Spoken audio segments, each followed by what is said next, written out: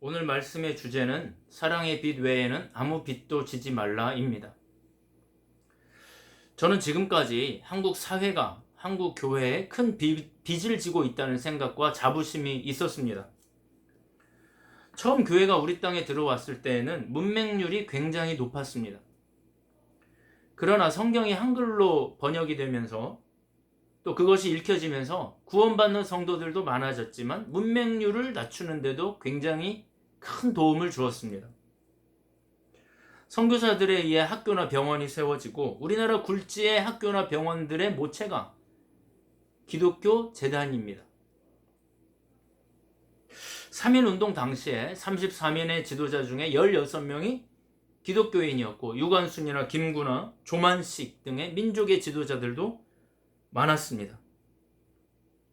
6.25 한국 전쟁이나 산업화 민주화 과정에도 교회가 음으로 양으로 한국 사회에 이바지한 일들은 일일이 우리가 찾아보지 않아도 역사적으로 많이 증명된 일입니다. 그래서 수년 전까지만 해도 기독교가 한국 사회에 그렇게 큰 욕을 먹지는 않았습니다. 그런데 최근 특히 코로나 상황을 맞으면서 교회는 지금까지 경험해보지 못한 매우 심한 비난에 직면해 있습니다. 매우 이기적이고 자기들밖에 모르는 파렴치한 집단이 되어가고 있습니다. 최근에 가장 큰 이슈 중 하나는 바로 예배입니다. 모여서 예배를 드려야 한다는 교리가 너무 강력하게 자리를 잡고 있어서 그것을 깨지 못한 일부 교회 때문에 코로나 상황이 급격히 나빠진 이유입니다. 여러분, 모임과 예배를 동일시할 필요는 없습니다. 우리가 모이는 이유는 예배하기 위해서 모이는 것이지 모임이 예배는 아닌 거죠. 지금 우리의 상황은 모이지 말라는 것이지 예배하지 말라는 말이 아니지 않습니까? 교회를 다니지 않는 사람들이 교회를 다니는 사람들 때문에 감염이 되는 직접적인 피해도 있거니와 또 2차, 3차 감염을 차단하려다 보니 이동이 제한되고 경제활동이 위축되는 바람에 자영업자들과 하루 벌어 하루 사는 사람들이 일자리를 잃어버리는 일들이 전국에서 광범위하게 벌어지고 있습니다. 오랫동안 한국 사회의 기둥과 같은 역할을 해오던 교회가 혹은 기둥까지는 아니더라도 민폐를 끼칠 정도는 아니었는데 지금은 교회라는 조직 자체가 기둥은커녕 한국 사회에 엄청난 민폐로 자리 잡고 만 것입니다. 우리 교회가 이웃을 풍성히, 그것도 이 세상이 감당하지 못할 정도로 풍성히 사랑하고 헌신해서 그들로 하여금 교회에게 채무의식을 갖도록, 교회에 빚을 졌구나 이런 생각이 들도록 해야 하는데 교회가 오히려 이번 사태에 한국 사회에 너무나 큰 채무를 안게 되었습니다. 우리 제주복지교회도 지난 2주 동안 예배를 못 드리고 있습니다. 저는 기도 가운데 이 코로나 상황을 맞으면서 예수님이라면 어떻게 하실까를 곰곰이 생각해 보았습니다. 그러다가 생각나는 몇 가지 장면이 있었습니다. 첫째는 엔도 슈사크라는 사람이 쓴 일본 작가인데요. 침묵이라는 소설입니다. 17세기 일본 선교 중에 있었던 카톨릭 사제들의 이야기입니다. 이 책은 물론 기독교를 배경으로 하고 있지만 굉장히 역사적인 사건을 실제로 다룬 역사 소설이기도 합니다.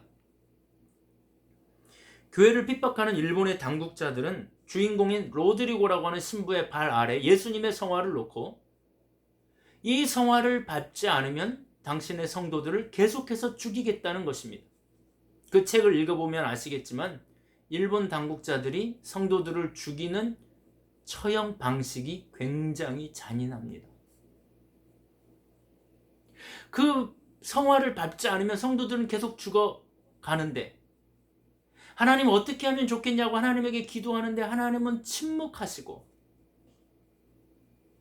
로드리고의 입장에서는 내가 죽어서 본인이 죽음으로써 순교를 하는 것은 그렇게 어렵지 않지만 성도들이 죽어가는 것을 보는 것은 너무나 고통스러운 일이어서 하나님에게 기도하는데 하나님은 침묵하시는 것입니다. 그 고통이 극에 달했을 때 그동안 침묵하시던 주님이 이렇게 말씀하십니다. 밟아라, 밟아라. 내 발의 아픔을 내가 제일 잘 알고 있다. 나는 너희에게 밟히기 위해 이 세상에 태어났고 너희의 아픔을 나누어지기 위해 십자가를 졌다. 저의 생각은 이렇습니다. 모여서 하는 예배는 매우 중요하지만 기독교 예배의 유일한 그리고 절대적인 예배 방식은 아닙니다. 성경은 모여서 예배를 드리는 예배만 예배라고 가르치지 않습니다. 따라서 그것을 포기한다고 해서 기독교 전체를 포기하거나 기독교의 생명을 포기하는 것은 더더욱 아닙니다. 성경은 두세 사람의 예배, 개인 예배, 골방 예배, 가정 예배, 다양한 형태의 예배를 가르치십니다. 더구나 시간이나 장소에 구애받지 않고 언제 어디서나 무소부재하신 주님과 1대1로 단독으로 만나는 것을 주님이 오히려 더 기뻐하십니다. 화려한 오케스트라에 아주 웅장한 세션이 동원된 아주 화려한 웅장한 합창단이 동원된 그런 예배에 우리가 경도되어서 나도 모르게 흥분되는 그런 예배가 아니고 1대1로 주님과 깊이 만나는 그런 예배. 여러분 지금이 그런 예배를 회복하는 호기가 오히려 아닙니까? 역설적으로. 특정 공간에서 특정 시간에 집단으로 모여서 드려야만 그것이 하나님 받으시는 예배라고 주장한다면, 그것이 절대적이라고 바꿀 수 없는 것이라고 한다면 그것이야말로 교조화된 율법주의에 불과합니다. 여러분, 대면 예배라는 말이 무슨 말입니까? 사람과 사람이 대면해서 예배 드린다는 말이 무슨 말입니까? 예배라는 것은 하나님과 우리가 대면하는 것이 예배잖아요. 하나님과 내가 대면하면 그게 대면 예배인 것이지, 사람과 사람이 대면하는 것이 뭐가 그렇게 대수이겠습니까? 만약에 예수님이 이 땅에 오신다면 이렇게 말씀하실 것 같아요. 포기해라. 교회 밖 이웃들을 위하여 대면 예배, 집단 예배 잠시 포기해라. 내가 세상 사람들, 이 세상을 위하여 왔나니, 내가 교회 밖 이웃들을 위하여 왔나니 욕 먹으면서 고집 부리지 말고 잠시만 포기해라. 이웃들을 위해 잠시만 내려놓아라. 말씀하실 것 같아요. 두 번째는 요한복음 5장에 나오는 베데스다 목가의 장면입니다. 유대인들의 유월절 축제는 그들의 3대 절기 중에서도 가장 큰 축제입니다. 그 민족의 축제에 완전히 소외된 환자들이 베데스다 목가라는 곳에 모여 있었습니다. 예수님은 그 유월절 축제가 벌어지는 성전에 가신 것이 아니고 축제와 전혀 어울리지 못하는 소외된 공간으로 가신 것입니다. 거기서 38년 된 환자를 만나십니다. 만약에 지금 주님이 오신다면 어디 가실까? 교회 모임 때문에 2차, 3차 감염이 되어서 본의 아니게 확진자가 된 교회 밖 어떤 이웃의 병상을 찾아갔지 않으실까? 가서 사과하실 것만 같습니다. 철없는 나의 종들 때문에 당신이 어려움을 겪었습니다. 제가 대신 사과하겠습니다. 아마 그런 피해자들을 일일이 찾아다니시면서 사과하실 것만 같습니다. 세 번째 장면은 요한복음 2장에 나오는 성전 청결 사건입니다. 대통령과의 면담에서 어느 교단의 대표께서 교회를 사업장 취급하지 말라고 말씀하셨다고 합니다. 저는 그 얘기를 듣는 순간 너무나 화가 났습니다. 여러분, 그동안 교회를 사업장 취급하던 사람들이 정부입니까? 물론 제가 정부가 하는 모든 일이 다 마음에 드는 것은 아닙니다만, 정작 교회를 사업장 취급하던 자들은 누군가? 헌금 받아서 땅 사고 집 사고 주차장 넓히고 교회 건물에 수십억씩 쏟아붓고 불필요한 인테리어에 수십억씩 쏟아붓던 교회와 이웃 사람들이 공동으로 사용해야 되는 공간을 터가지고 거기를 예배당으로 불법 건축하던 사람들이 도대체 누굽니까? 교인을 성도로 보지 않고 단지 숫자로 보고 오늘 누가 왔느냐보다 몇 명이 왔느냐를 더 중요하게 여기던 사람들이 누굽니까? 교회 오는 사람들의 세속적 지위와 재력과 학력 여부에 따라서 아무것도 없는 사람들과 차별 대우하던 사람들이 누굽니까? 그것이 우리의 민낯이 아닙니까? 아마 주님이 오늘 오시면 대면 예배를 고집하며 이것이 주님의 뜻이라고 거룩한 목소리로 열변을 토하시는 교회를 찾아가셔서 오히려 그 비싼 마이크, 비싼 스피커와 비싼 음향 장비들을 다 때려 부수실 것 같습니다. 거룩이라는 것은 비싼 음향 장비에 의해 만들어지는 자기적인 목소리에 있지 않습니다. 기독교의 거룩은 우리의 일상에서 빛과 소금으로 살아가는 것을 말합니다. 빛을 비추기 위해 자신의 몸을 녹이는 촛불이나 부패와 변질을 막기 위해 스스로 녹아 없어지는 소금의 희생을 정작 교회가 보여주어야 할 때라고 생각합니다. 말씀을 정리합니다. 사랑하는 여러분, 오늘 우리 주님은 사랑의 빛 외에는 아무 빛도 지지 말라고 하셨음에도 불구하고 우리는 지금 너무나 많은 채무를 안게 되었습니다. 이제 기독교의 사랑으로 그 빛을 갚아 나가야 합니다. 오늘 본문에 보니 우리가 사랑을 하면 모든 율법을 지키는 것과 같다고 말씀하십니다. 사랑이 모든 율법의 완성이라고 하십니다. 사랑은 모든 교리를 이기는 것입니다. 사랑은 기도의 완성이고 사랑은 찬양의 완성이고 예배의 완성인 것입니다. 우리가 모여서 예배 드리지 못해도 이웃을 사랑하면 예배 드리는 것과 똑같은 영광을 주님이 받으신다는 것입니다. 그렇기 때문에 사랑을 잃어버리면 모든 것을 잃어버린 것과 똑같습니다. 그래서 고린도전서 13장 2절에 보면 사랑이 없으면 나는 아무것도 아니다. 바울이 이렇게 고백한 것입니다.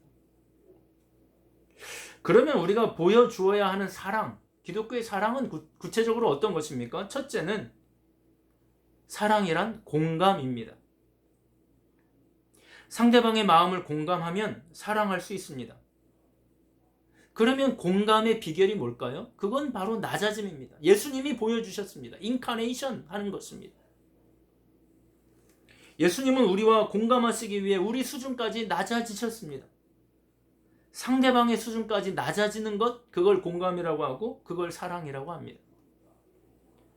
세상 사람들이 교회를 잘 모르는 것 같으면 고집 부리면서 민폐를 끼칠 것이 아니라 그들의 수준으로 낮아지면 되는 것입니다. 사실 낮아짐이란 단어는 어떤 특권을 전제로 하기 때문에 우리에게 맞지 않아요. 예수님에게는 맞지만 우리에게 맞지 않습니다. 우리는 원래 특권이 없고 우리는 원래 높은 존재가 아닙니다. 우리에게 가장 적당한 말로 바꾼다면 낮아짐이란 입장 바꿔 생각해 보기입니다. 상대방의 입장이 되어보는 것입니다. 상대방의 입장에 서보는 것입니다. 이것이 우리가 사랑을 갖게 하는 좋은 연습 방법이 될 것입니다. 사랑하는 복지교회 성도 여러분, 항상 상대방의 입장에서 생각하는 연습을 해야 합니다. 이건 훈련이 필요합니다. 내면에 끌어오르는 나만의 합리화를 다 내려놓고 잠시 침묵하면서 상대방의 입장으로 한번 들어가 보는 것입니다. 입장 바꿔서 한번 생각해 보는 것입니다. 그러면 공감할 수 있고 그러면 사랑할 수 있습니다. 둘째는 헌신이 사랑입니다. 영어로는 sacrifice라고 합니다. 헌신을 다른 말로 하면 희생입니다. 희생하지 않고 사랑할 수 없습니다. 우리 부모님은 우리를 위해 희생하셨습니다. 그 희생으로 우리를 향한 사랑을 증명하신 것입니다. 예수님은 십자가를 지셨습니다. 그 십자가로 우리를 향한 사랑을 증명하신 것입니다. 희생을 쉬운 우리말로 하면 손해봄입니다. 손해보지 않고 사랑할 수 없습니다. 사람과의 관계를 맺으면서 우리는 항상 약간 손해볼 생각을 늘 해야 합니다. 그래야 사랑할 수 있습니다. 그래야 사랑이 전달됩니다. 인간관계를 맺으면서 조금도 손해볼 마음이 없다면, 손익계산서만, 그런 주판만 계속 돌리고 있다면 절대로 사랑의 관계를 만들 수가 없습니다. 세 번째로, 사랑은 때로 바른 길로 인도하는 것이 사랑입니다. 예수님은 베드로에게 사단아 내 뒤로 물러가라 하며 꾸짖은 적이 있습니다. 사랑하셨기 때문입니다. 예수님은 가룟 유다에게 그가 무슨 일을 할 줄 미리 알고 네가 할 일을 속히 해라고 말씀하신 적이 있습니다. 비난하기 위해서가 아니라 깨닫고 돌아서도록 하기 위함이었습니다. 그러면서 하신 게 뭔지 아십니까? 가룟 유다의 발을 씻어주시는 것입니다. 비난이 목적이 아니라 돌아서게 하기 위해서 때로 눈물을 머금고 회초리를 들어야 하는 것이 부모의 마음입니다. 고린도전서 13장을 보면 사랑에 대한 이야기를 더 많이 이해할 수 있습니다. 저와 여러분이 고린도전서 13장을 거의 외우다시피 묵상하실 수 있기를 바랍니다. 결론입니다. 오늘 한국교회와 우리 그리스도인에게는 다시 한번 사랑이 요구되고 있습니다. 혹시 우리는 다른 것은 잘하려고, 다른 것은 더 잘하려고 열심히 노력하고 있지만 정작 우리의 마음 가운데 사랑을 잃어버린 것은 아닌가? 이번 한 주간 꼭 돌아보실 수 있기를 바랍니다. 이번 한 주간 다른 것보다도 사랑을 회복하는 한 주간이 되기를 바랍니다. 그래서 저와 여러분의 주변에서 다시 한번 기쁨과 웃음꽃이 피어나는, 기쁨이 회복이 되는 그런 한 주간이 되실 수 있기를 주님의 이름으로 축복합니다. 이 말씀으로 승리하는 우리 복지교회 성도들 다 되시기를 바랍니다. 아멘.